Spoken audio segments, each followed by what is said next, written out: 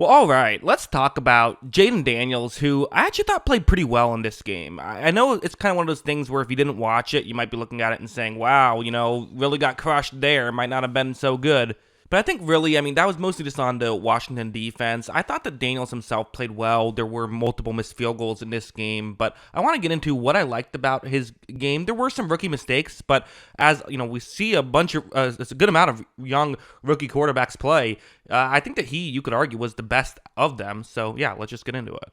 Let's start off with this play because really his rushing ability was just incredible, quite frankly. It was really good. And there's a difference between being a good athlete and being a good runner, and Daniels is both, and we're going to get into that with these types of plays. Because let's start off with this one. It's a kind of a creative blitz, and that's something that we talked about when Kyle and I previewed this game.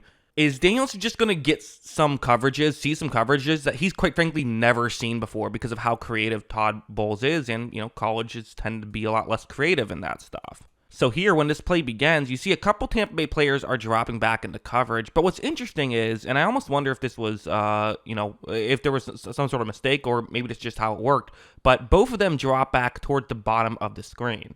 Daniels wants to throw there, and if they didn't drop back, he would have thrown there, I think, but because they're in the way, Daniels can't get the ball in that direction. Here's the issue for Tampa Bay is there's no one really ready to tackle him towards the top of the screen. So when Daniels pulls it back, he's able to get around. Good job by the Washington offensive line. That's definitely something we'll talk about in this video as well. They did a good job blocking. But because of this, Daniels is able to get towards the outside. And once he gets here, he's really dangerous. As you see, he runs and also manages to be able to stay on the sideline and pick up a lot more yards after you thought he was going to go down right there. Kind of, walks the tightrope. So really good stuff there by Daniels. And what it does is it kind of just forces you to not want to play certain coverages if you're Tampa Bay. Todd Bowles wants to do this stuff. He's like, hey, a rookie, he's smelling blood in the water, wants to do these creative blitzes. But the issue is they weren't working because Daniels would just run. Like, this play's a perfect example of it, where it's a 2nd down and 8 situation. And I'm going to highlight one specific Tampa Bay player. You see that guy right there? Watch how when he comes rushing in for Daniels, he's reading this. And in this scenario, this is usually what Todd Bowles is trying to do all game, right? Getting immediate pressure. This is an unblocked guy in the backfield. These 9 out of 10 times result in sacks when you're playing normal quarterbacks, but Daniels is not a normal quarterback. As you see, he sidesteps KJ Britt, that was the player in front of him, runs, and then slides. A weird slide, I have to say. Daniels is kind of, I think he said, like, he slides kind of awkwardly, doesn't love how he slides. Yeah, don't do a somersault. And I've seen him do this multiple times. I don't know why that's his go-to slide. But at the end of the day, a slide is a slide, and you don't want to hit yourself. And the reason why that is so important is, for some quarterbacks, it's whatever. But he was someone who in college would a lot of times take those extra hits. There's big guys at the NFL level. You don't want to do that. So him kind of already knowing, okay, this competition's a little bit different. I got to be smarter here. Him getting down pretty consistently, it's really smart stuff. And I also just simply thought he was seeing the field pretty well. That's something that was kind of an underrated aspect of his game, is he saw the field really well in college, and you're going to see it on this play where it's all-out blitz for Tampa Bay. But here's the interesting thing. Once this play begins, so you see a lot of pressure coming, but no one picks up that player that I've circled in yellow. Tampa Bay screwed up. Someone was supposed to be covering him. Nobody is. A lot of people will look at these situations and say, well, clearly this is just a bad job by the defense. Let's just write bad job by defense in our notes and then move on. Nothing to see here. But, a lot of times defenses make bad jobs and no one notices it because the ball doesn't go in that direction. As a quarterback, you have to be able to read what's going on. But Daniels notices he has a wide open player, hits him, and they're able to pick up a big gain on that one. Now, it got called back due to what I thought was a pretty flimsy block in the back call. It almost looked like he was trying to block him in the back, but missed, but they still called it anyway. I don't know. It was a weird thing, because to me that was just a broken tackle. But either way, for Daniels, which is what we're talking about, good job at reading the play, figuring out what's going on, all that stuff, really good.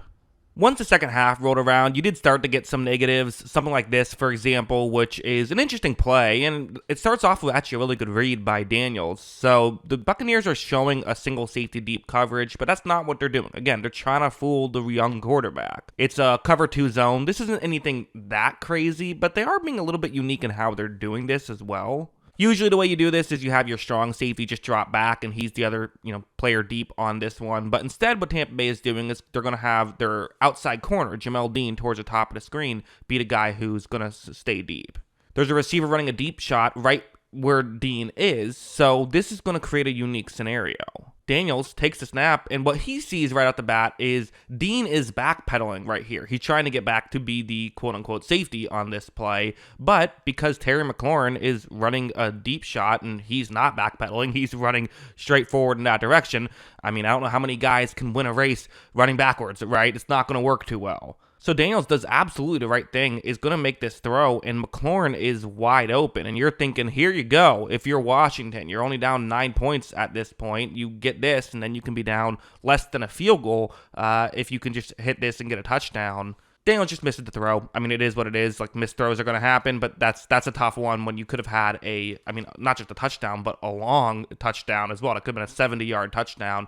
Weren't quite able to get it done, but, again, it is what it is. Also, I didn't love this play from Daniels. I just didn't. What's going to happen is part of it isn't his fault. Part of it is it's a blitz here. It's a 5-man rush for the Buccaneers, and part of why this is tough for Daniels is really Washington had been doing a great job at blocking up until this point. So when Daniels takes a snap, he's like, okay, whatever, 5-man rush, no worries, right? I still have 5 seconds to throw the football, because that's kind of how it had been at times. Here, though, Joe Tryon-Shoyinka is winning off the edge.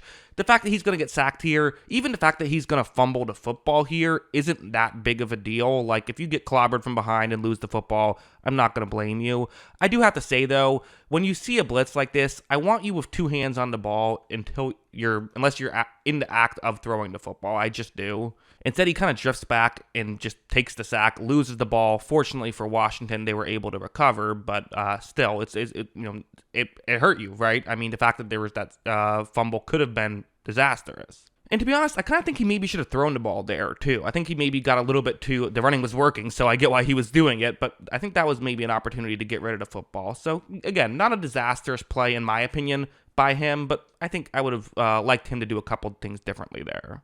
So yeah, those are my thoughts. Like I said, some negatives towards the end, but really there weren't a ton. This is mostly good. I do think this is a weird game for him. Like, I don't think that these are going to be the types of games he's playing too frequently, because I think most teams are going to drop back, play zone coverage, and not be blitzing a ton.